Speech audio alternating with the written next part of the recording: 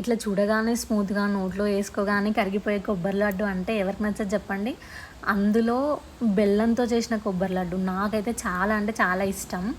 నేనైతే ఇదే first time అనమాట ట్రై చేయడం. సో, ఎట్లా వచ్చిందో చూద్దాము. సో, నేనైతే బెల్లంతో చేస్తే నాకు చాలా ఇష్టం అన్నా కాబట్టి నేను బెల్లంతో చేద్దాం అనుకుంటున్నా. ఇదైతే ఆర్గానిక్ బెల్లం అనమాట. సో, మేమైతే ఇదే యూజ్ చేస్తాం ఇంట్లో. నేనైతే ఒక 2 కప్స్ ఆఫ్ కొబ్బరికి ఒక 1.5 కప్స్ బెల్లం లాగా మెజర్‌మెంట్స్ తీసుకున్నా అనమాట. సో, నాకైతే 3 కప్స్ ఆఫ్ కోకోనట్ అయింది.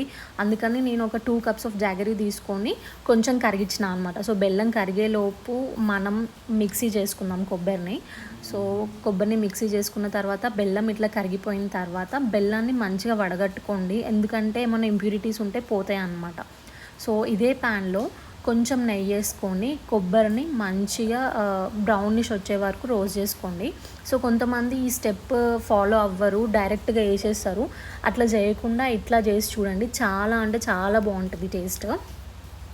సో, దాని తర్వాత కొంచెం బ్రౌనిష్ వచ్చిన తర్వాత ఆ బెల్లం పాకం ఉంది కదా, దాన్ని మనం కొబ్బరిలో వేసుకుంటే సరిపోతుంది.